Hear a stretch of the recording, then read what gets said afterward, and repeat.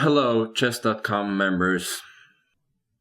I'm going to play through one of my games from the World Championship. Let's go.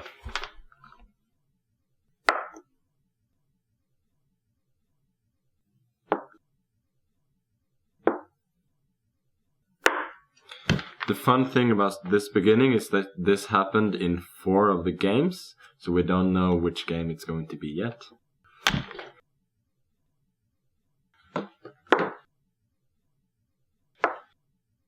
Now we know that it's going to be the second game.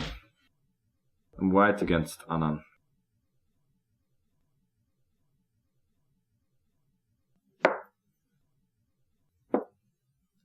This is...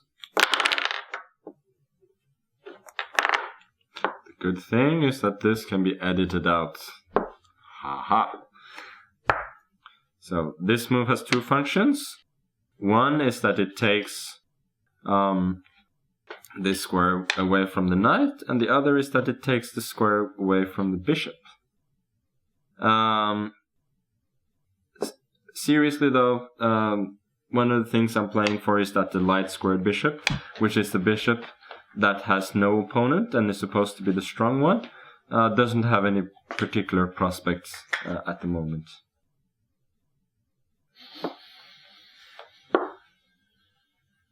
So here on the next moves, there are several alternatives, but the way that he played was relatively logical. I'll just mention that here it was also possible to play the move f6, preparing for d5. And now if I play a5, trying to trap the bishop escapes, and if I try to do this, for instance, then he can already strike in the center with d5 with a good game. Or a decent game, at least. But he instead played a5, which makes sense. Now, again, he's probably going to play f6 and then d5 or even knight f8 on the next move. So I didn't see any particular plans other than to take the bishop and push in the center. Now a lot of things are equal. There are opposite colored bishops. The situation in the center is almost equal, but I might have a slight initiative and there's not too much risk. He played queen c7, which I thought was a little bit superficial. I think he should have played the move c5 immediately, clarifying the situation in the center. Then if I push d5, intending later on maybe some of the same plans, pushing the rook here, maybe removing the knight either this way or this way, depending on whether I want to put the knight here or put the knight on the king side, and then swinging the rook over. But he could have played the knight here, and then to push f5 on the next move, gaining some counterplay. But he decided to do this instead, so I continue my plan of bringing the rook into play here, and I took and played the knight here. Now the knight intends to go here, the rook here, and the queen here, here, or here, depending on the situation. Now I have a slight initiative. So he played move rook to d8, which actually makes a whole lot of sense, because now I'm almost forced to go here, unless I want to go here, which is not a particularly active square, or here to f3, but then the queen will block the rook from swinging to the king side, and that is not desirable.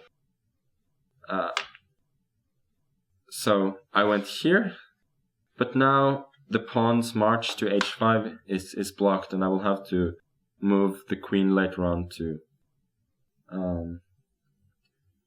enable that to happen. So he played the move f6, knight to f5, bishop to e6. Probably should rather have put his knight in e6, because then g7 is securely defended. Yes, it's hard to drive away the knight on f5, but there are no particular threats against his king. I move the rook here, he moves the king away, and it's not easy to attack his king. Instead, he played the bishop, played the rook to g3. I must admit that I expected him to play the rook to d7. Even here, if I push the pawn, maybe he doubles rooks. I play the queen to f3. I still have a definite initiative. So instead he put the knight here, which I thought was not particularly logical. But maybe it was not a bad chance, so I pushed the pawn here. Now I have several ideas. One is to play the bishop here, and after the pawn takes, I can take his knight and get an attack, or even take with the queen, and then push the pawn forward afterwards. I can just move the queen, then move the pawn forwards, attacking his knight and exposing the g7 square. So we decided to relieve the situation by exchanging the bishop for the knight.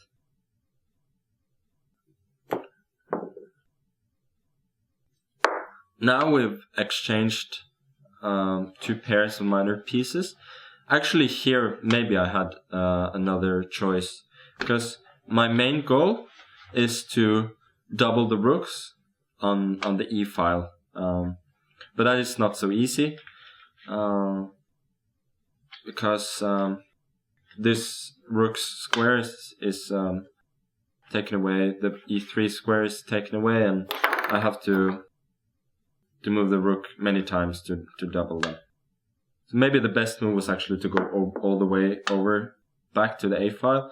Then I go back, move this rook, and there you go. I've doubled the rooks. But I went here instead, which looks more logical. But now, if I try to double the rooks via this way, you cannot try and exchange rooks because I give a check and it's checkmate.